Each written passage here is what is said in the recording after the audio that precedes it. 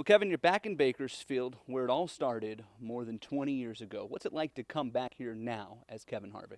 Yeah, well, it's a little bit different coming to the go-kart track because that's even further back. You know, the racing started out here when I was about 6 years old, just making laps and having a good time. But you know, to be able to come back and actually be in a go-kart and be on the track, and kind of makes a lot of memories come back, because there's just a lot of things that a lot of my childhood was spent at this particular track. But coming back to town in general is always fun, because the town has been so supportive of everything that I did in my racing career, and it's fun to be able to come back and do different things. When did you realize that it was possible to get to where you're at now in your career, to be this successful?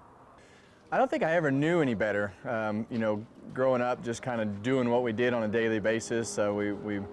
You know, we went to school, we worked on cars, we went to the racetrack and raced, or we'd come to the go-kart track and go to the different go-kart tracks across the country and race. Was always something that you just did it. You didn't really know what you wanted to do at that particular point. You didn't know any better to do anything different. And as I got to be 18, 19 years old and had to make some life decisions on whether to get a real job, go to school, or, you know, try to chase your dream. Chasing your dream seemed like a lot more fun than a real job, so luckily it all worked out. When you have 90-plus wins and you get to the championship level that you're at, you have to have some confidence in yourself, right? But, I mean, do you sit back now and ever look at it? I mean, we went through eras. We went through the Jeff Gordon era, the Jimmy Johnson era. People say we're in the Kevin Harvick era now. I mean, it's pretty cool. Yeah, well, you know, I think you kind of just roll with it. I think as you look at, you know, back in the go-kart days, we were fortunate to win a lot of races. Late models win a lot of races. And, you know, it's kind of just my job at this particular point. You've tried to put together the best teams and the best people, and I feel like I've got the best team that I've ever had in my career, and we've been fortunate to win a championship and are consistently running up front and winning races now. But in the end, I just love what I do. I love being at the racetrack. I love being around the people. I love the sport, and I've raced my whole life. So I don't know any different. I think that you go to the track and you have fun and you do what you like to do, and you come home and you try to be the best person that you can in life in general. And obviously that's changed a little bit over the years, you know, since Delaney and I got married and we had Keelan, and life has changed in general. But in the end, I still get to go on the weekends and race a car for a living and do what I used to do as a hobby, and now I get to call it my job. So no matter what happens, don't ever feel sorry for me if I'm having a bad day, because in the end I still race cars for a living, so it's pretty awesome. What does Kevin Harvick like to do away from the track? What do Kevin and Delaney and Keelan, what the Harvick family do, say, in the off season? Well, I think, you know, during the off season, a lot of people think that there's a lot of time, but in the off season, you actually still wind up working. You just work closer to home, so you wind up doing all your commercials and production days. This year we went to the Caribbean and just kind of hung out for a week, and you know, since Keelan has come along, it's made us concentrate on the days that we have away from racing. You know, whether we're at a Hornets game or a Panthers game, or you know, this week we're going to a Kings game to watch some hockey. So we try to stay busy, and with Keelan now, he makes us think about what we're going to do and where we're going to go. So usually a lot of things revolve around what he likes to do and where he likes to go, and luckily he likes to go to sporting events, and we still wind up at Disney World and different types of places like that. But we're always trying to find somewhere to keep him entertained, and it winds up keeping me entertained too, so that's not too bad. Does it make you think about what's in the future for you? You know, I think for us, Delaney and I are planners, you know, so everything kind of happens in 5-year chunks. So we just finished, you know, our last 5-year plan. We've made a new 5-year plan that includes being in the car for all 5 of those years. And you know, I think the most important thing right now is getting him settled into his schooling and the schooling system that he's going to be in from, you know, when he starts kindergarten until he's done with high school. So that's really the main focus. I think we've got a good idea of where my job is at this particular point, and our circle of life is pretty balanced right now and flowing well. So we'll constantly adjust that and try to continuously make it better, but the main focus is to get him settled and going to school in the right spot. Is there any idea of putting him in a race car at some point? You know, I think I'd rather have him race a car than play football. I'd rather him not race a car either. So, you know, we put the golf clubs in his hands as much as we can. You know, but honestly, the thing that he likes the most right now is to bounce a basketball and shoot hoops. So He probably doesn't understand, and he's going to be too short and too slow to do that. But right now he enjoys it. You know something about being a high school athlete, right? You were an athlete at North. I was. I don't know that I had too many athletic bones in my body, but I gave it a lot of effort. So I wrestled all 4 years in high school, and I think that was probably the best thing that I did from a mental standpoint to understand who you are as a person, and to be able to push yourself beyond where you thought you could push yourself has been great for life in general. Just to understand that you can make yourself do more than you actually think you can. You made some great moves outside of the racetrack as well, both with your foundation and now your management company. I talk about how those have kind of evolved over the years.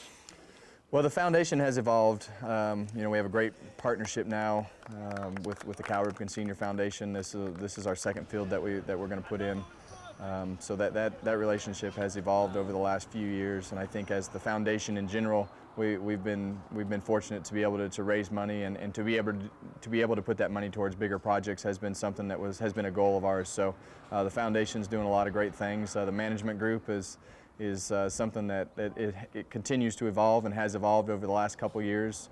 Misha Tate just wound up winning the UFC belt.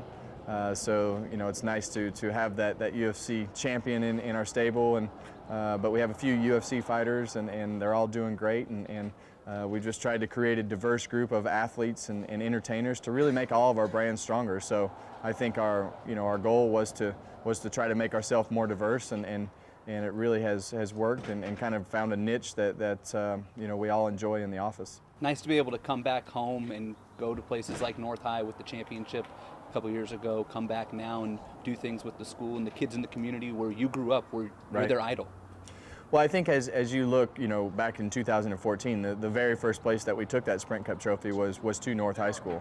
When it left the racetrack in Homestead, the next place that it went was to that school. I thought that was very important and very relevant to be able to show those kids that no matter where you come from, where you grow up, what people tell you, you can always follow your dreams and be successful. So, I took that trophy to the school to show them that you can do anything that you put your mind to, because we just did it. And I came from the same spot that you're in right now, and you need to put your mind to something. If you put your mind to something, you can do it. So showing him that was real was something that was very important to me.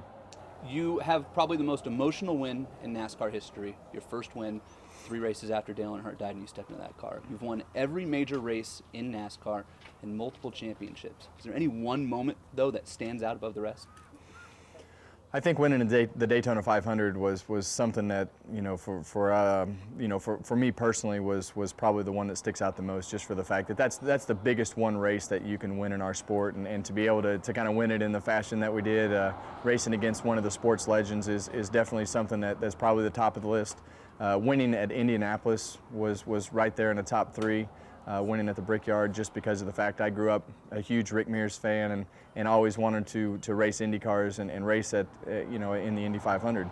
So I think as you look at those, I think the championship, winning Homestead and winning the championship is probably at the very top of the list, just for the fact that winning the championship is what we're here on a yearly basis to do, and to be able to finally achieve that was definitely a moment that I'd been looking forward to for a long time. What's next for Kevin Harvick? Right now, it's just living life. We're in a great spot in life in general. I feel like everything is growing. I feel like our management group is going to continue to grow and have been very successful. I feel like on the racetrack, I've got myself in a great position with Stewart Haas Racing and Rodney and our team that we've built. And obviously, we're winning races and competitive on a weekly basis. And for me personally, I feel like I enjoy the competition of the garage and the sport still. So.